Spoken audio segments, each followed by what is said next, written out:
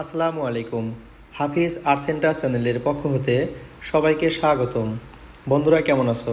আশা করি ভালো আছো। আজ আমি এই ভিডিওতে সুন্দর ও সহজ কৌশলে একটি ডালিম এঁকে দেখাবো। ডালিম আঁকতে প্রথমে ডালিমের শেপ এঁকে নিব। ডালিমের শেপ আঁকতে অবশ্যই একটি বৃত্ত আঁকতে হবে। বৃত্ত আঁকতে তোমরা কম্পাস কাঁটা অথবা ছুরি অথবা ছোট বয়মের মুখাদ্বারাও আঁকতে পারো। আমি কম্পাস কাঁটার সাহায্যে বৃত্ত আঁকলাম। এবার বৃত্তের মাঝখানে লম্বালম্বিভাবে একটি দাগ দিয়ে দিলাম।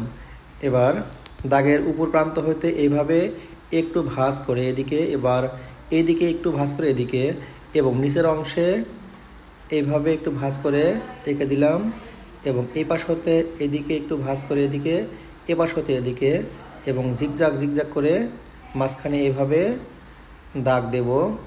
দাগ দিয়ে দিচ্ছি, এভাবে দাগ দিয়ে দিলাম। এবার বর্ধিত অংশটুকু অবশ্যই ইরেজার দ্বারা মিশিয়ে দেব। এবার দেখুন ডালিমের বোটা ও কিছু ডালপালা এঁকে দিচ্ছি। এঁকে দিলাম এইভাবে এঁকে দিলাম, এভাবে এঁকে দিলাম।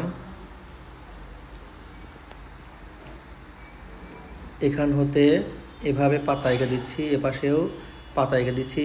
ডালিমের পাতাগুলো অনেক সুন্দর চিকন ও লম্বা হয়। চিকন করে ও লম্বা করে ডালিমের পাতা এঁকে দিচ্ছি। এবার পাতার মাঝখান দিয়ে শিরা উপশিরাগুলো এঁকে দিচ্ছি।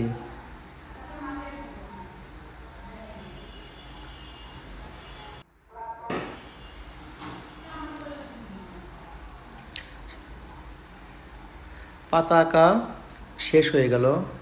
এবার সম্পূর্ণ ডালিমের অংশটুকু কালার করে দেব। কালার করার জন্য আমি ব্যবহার করছি একটি লাল পেন্সিল ও একটি হলুদ পেন্সিল। প্রথমে লাল কালার দ্বারা ডালিমের বোটার অংশে একটু গাঢ় করে দিচ্ছি, এবং পর্যায়ক্রমে ধীরে ধীরে নিচের দিকে একটু হালকা করে দিচ্ছি। এরপর হলুদ কালার দ্বারা নিচের অংশে এঁকে দেব, এবং সম্পূর্ণ অংশটুকু অ্যাডজাস্ট করে দেব, অর্থাৎ মিলিয়ে দেব। এবার হলুদ কালার দ্বারা এঁকে দিচ্ছি এবং উপরের অংশের সাথে মিলিয়ে দেব। তো বন্ধুরা দেখো, দেখতে দেখতে অনেক সুন্দর ও সহজ কৌশলে একটি ডালিম এঁকে ফেললাম। বন্ধুরা, ভিডিওটি ডেসক্রিপশনে কৃষি শিক্ষা ব্যবহারিকের যাবতীয় চিত্রের লিঙ্ক দেওয়া আছে। তোমরা চাইলে ডেসক্রিপশনে ঢুকে কৃষি শিক্ষা ব্যবহারিকের যাবতীয় সমাধান নিতে পারো। এবার নিচের অংশটুকু একটু গাঢ় লাল দ্বারা ঢেকে দেব এবং হলুদ কালার দ্বারা মিশিয়ে দেব। তো বন্ধুরা দেখো, অনেক সুন্দর একটি ডালিম হয়ে গেল। এবার ডালিমের পাতাগুলো রং করে দেব।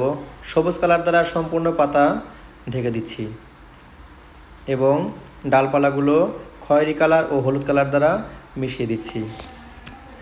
তো বন্ধুরা, এতক্ষণ সাথে থাকার জন্য তোমাদেরকে অসংখ্য ধন্যবাদ।